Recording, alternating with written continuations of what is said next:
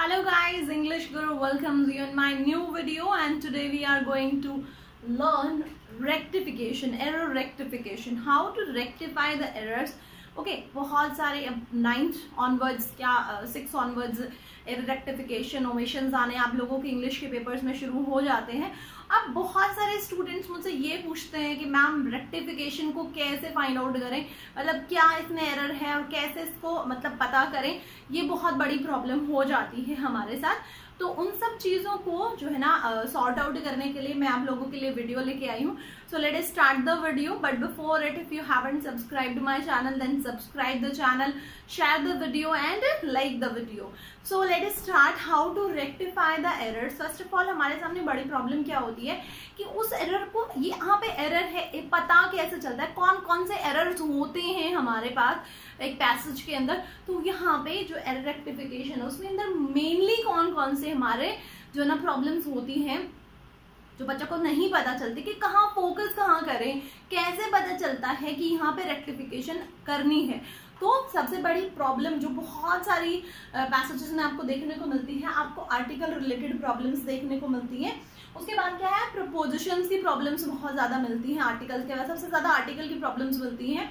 फिर हमारी प्रपोजिशंस और कंजंक्शंस रिलेटेड प्रॉब्लम्स मिलती हैं। फिर हमारी verbs and helping verbs related problems बहुत मिलती हैं। अब देखिए यहाँ पे वर्ब्स और हेल्पिंग वर्ब्स रिलेटेड प्रॉब्लम में हमारे सब्जेक्ट वर्ब एग्रीमेंट भी आ जाता है। सब्जेक्ट वर्ब एग्रीमेंट, वहां पे आपको सब्जेक्ट जो है ना प्लूरल दे रखा है, बट हेल्पिंग वर्ब सिंगुलर लगा दी, हेल्पिंग वर्ब जो है ना प्लूरल लगा दी और सब्जेक्ट आपको सिंगुलर दे रखा है। तो ऐसी बहुत सारी प्रॉब्लम्स यहाँ पे आपको मिल जाती हैं। ठीक है, तो अगर आपको रियली रेक्टिफिकेशन करना है तो आपको सब्जेक्ट वर्ब एग्रीमेंट की अच्छी नॉलेज होनी जरूरी है। इन सब चीजों के लिए मेरे चैनल पे वीडियोस अवेलेबल हैं, so you can just search the videos for tenses and the passives, but rest of the topics I'm going to bring the videos for you. Okay, so just wait and very soon I'm going to bring the videos for you. After that, subject verb agreement. Okay, subject verb agreement आपको पता चल ही गया होगा। बहुत बार हमें ऐसा लगता है कि जो हमारा सब्जेक्ट है ना वो सिंगुलर है, ठीक है, लेकिन एक्चुअली वो होता नहीं है। बहुत बार ऐसा लगता है कि जो सब्जेक्ट है वो हमारा प्लूरल है, लेकिन एक्चुअली वो अपोजिट ही होता है उसके। तो इनसे रिलेटेड बहुत सारी कंफ्यूजिंग प्रॉब्लम्स आपको पैसेज में दी हुई मिलती है जिनको रेक्टिफाई आपको करना होता है। नेक्स्ट हमारी जो प्रॉब्लम मिलती है वो नाउन्स और प्रोनाउंस से रिलेटेड प्रॉब्लम्स मिल जाती है। सपोज वहां पे पॉजेसिव केस आना होता है, वहां पे हमने ऑब्जेक्टिव केस लगा दिया, लाइक हिम आ गया, हिज आना चाहिए, हिज आ गया, हर आना चाहिए। तो प्रॉब्लम्स नाउन से प्रोनाउन से रिलेटेड प्रॉब्लम्स काफी आपको मिल जाती हैं, लेकिन नाउन से रिलेटेड प्रॉब्लम्स बहुत ही रेयर आपको मिलती हैं। तो नाउन से रिलेटेड प्रॉब्लम हार्डली कहीं आपको मिलती है, ठीक है, अदरवाइज नाउन से रिलेटेड प्रॉब्लम बहुत ही कम होती है। नेक्स्ट है हमारा एडजेक्टिव्स एंड एडवर्ब्स। अब एडजेक्टिव्स और एडवर्ब्स से रिलेटेड प्रॉब्लम्स कैसे मिलती हैं? हमारे एडजेक्टिव्स में प्रॉब्लम होती है, हमारे पॉजिटिव थे, हमारे पास 3 डिग्रीज होती हैं। We have 3 degrees of adjective. One is positive, another one is comparative and the superlative. कई बार क्या होता है कि हमें कंफ्यूज किया जाता है कि पॉजिटिव दे दी, कंपैरेटिव आनी चाहिए, कंपैरेटिव दे दी, पॉजिटिव आनी चाहिए, या सुपरलेटिव दे दी, कंपैरेटिव आनी चाहिए। तो इस तरीके से हमें उनकी डिग्रीज को भी एक बार ध्यान से देखना चाहिए। अब वहाँ पे क्या क्या आइडेंटिफिकेशन होती हैं। अगर हमारा पॉजिटिव है तो पॉजिटिव के आगे पीछे कुछ नहीं मिलता है, या तो एज मिल जाता है हमें बहुत सारे केसेस में, as good as you are. तो इस तरीके से एज मिल जाता है, हमारा एज कंजंक्शन का यूज हो जाता है पॉजिटिव के आगे। बट अगर मेरा कंपैरेटिव है तो कंपैरेटिव के लिए सिंपल कंपैरेटिव के पीछे THAN देन हमें मिल जाता है। और अगर मेरा सुपरलेटिव है तो सुपरलेटिव से पहले हमें द मिल जाता है, THE द। सिर्फ एक ही केस ऐसा होता है जहां पे मैं कंपैरेटिव यूज करती हूँ और द पहले आ जाता है, like the deeper you go the cooler it is. तो हमारा वहां पे क्या होगा, हमें ये ध्यान रखना होगा कि कंपैरेटिव आएगा जहां पे द के बाद डायरेक्ट कंपैरेटिव आना होगा, वहां पे डायरेक्ट हमारे पे कंटिन्यूअसली 2 कंपैरेटिव्स आएंगे। तो अगर 2 कंपैरेटिव्स हैं तो वो चांसेस बनते हैं, अदरवाइज हमारा द के बाद सुपरलेटिव डिग्री ही आता है। ठीक है, अब एडवर्ब्स से रिलेटेड हमें प्रॉब्लम्स कैसे मिलती हैं। सपोज हमें डायरेक्ट एडवर्ब दे दी, जो है ना एडवर्ब ऑफ क्वालिटी दे दी, एडवर्ब ऑफ नंबर दे दिया। अब फर्स्ट है वन लिख दिया, वन है फर्स्ट लिख दिया, ठीक है। इस तरीके की जो एडजेक्टिव से रिलेटेड प्रॉब्लम भी होती हैं हमारी और एडवर्ब रिलेटेड प्रॉब्लम्स भी होती हैं। तो इस तरीके से आपको जो है ना थोड़ा सा कंफ्यूज किया जाता है, बाकी बहुत ज्यादा कुछ नहीं होता है। If you have the basic knowledge of grammar then very easily you can solve the error rectification. Now let us talk about the omission. तो ओमिशन में भी क्या किया जाता है, मोस्ट ऑफ हमारे इन्हीं टॉपिक्स के ऊपर काम किया जाता है। मोस्ट ऑफ हमारे आर्टिकल ही मिस किया जाता है ओमिशन में भी।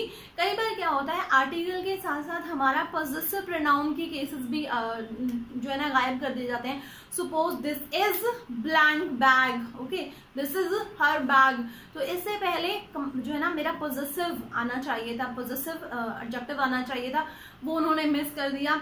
कई बार आर्टिकल मिस हो गया, ठीक है। कई बार हमने क्या कर दिया, हेल्पिंग वर्ब गिवन है, मेन वर्ब मिसिंग हो गई है। कई बार मेन वर्ब मिसिंग है, हेल्पिंग वर्ब गिवन है।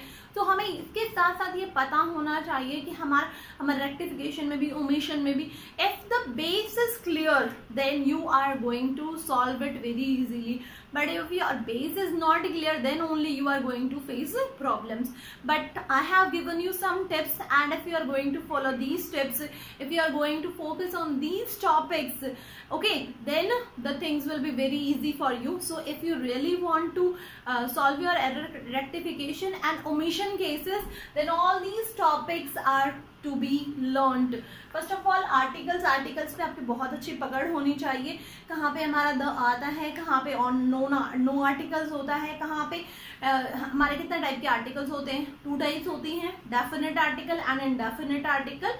Definite article is the and indefinite article are two, and an, okay, so you must have knowledge about all these. Then हमारा is used for singular and the is used for particular. So all these things can be cleared only in a particular video, but today I'm telling you what are the focus points where you can focus and which are the focusing points where you can focus and you can score good marks in your rectification and your omission cases. Okay, so first of all is our article and then your prepositions and conjunctions. You must know the meaning of all the prepositions, all the meaning of all the conjunctions, that where to use and what is the use of this use. Okay, then verbs and helping verbs. For making this topic clear, you must have a good knowledge of tenses. Okay, if you know that with has, have and had we are to use verb 3 only, then you are not going to make any mistake here. And after that, nouns and pronouns. This is very basic topic. I don't think that if you are in a higher class then you have any issue with nouns and pronouns. And the last but not the least, adjectives and adverbs. Adverbs is considered as the most typical topic of English grammar because it has a wide range.